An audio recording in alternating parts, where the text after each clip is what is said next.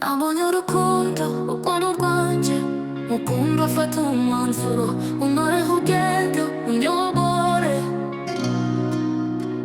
Nabonye umukobwa mwiza kandi utuje, sinarinze ko wari unari bwegeje, kuko twari abana twaguwe gitumo n'urukundo tutarasobanukirwa icyo ari cyo. Ariko ubu sinzagusiga ukundi, ukumva mpobera gahoro, umutima wawe ni wowe ngize, mu maso hawe mpahabona uwanjye. Inyikirizo mukundwa ndabyina mu mwijima, unyiciye mu maboko nambaye inkweto ku musozi, tuva indirimbo yacu nkunda. Wambwiye ko usa nabi, narakubwiye amajwi rito, ariko waranyumvise mukundwa, uri mwiza cyane muri iri joro.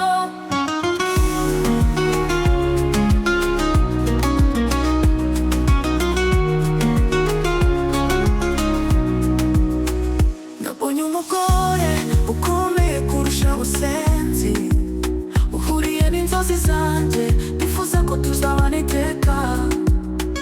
Nabonye urukundo ruzanira byose, rutazahisha amabanga gusa, ahubwo rugatwara abana bacu.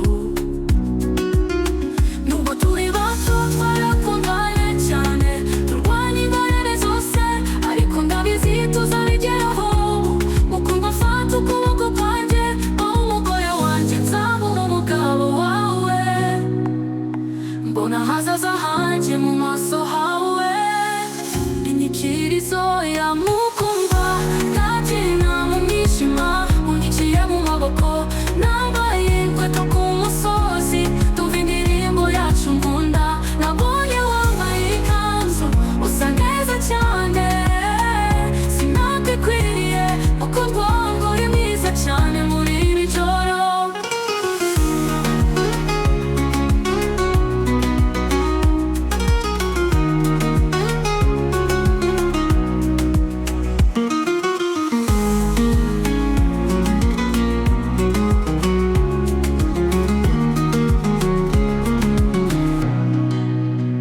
Mukundwa ndabyina mu mwijima, unyiciye mu maboko nambaye inkweto ku musozi, tumva indirimbo yacu nkunda.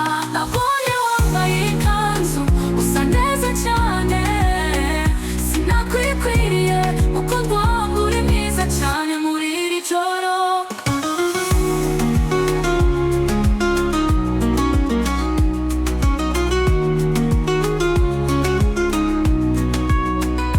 Mukundwa ndabyina mu mwijima, unyiciye mu maboko nambaye inkweto ku musozi, tuva indirimbo yacu nkunda.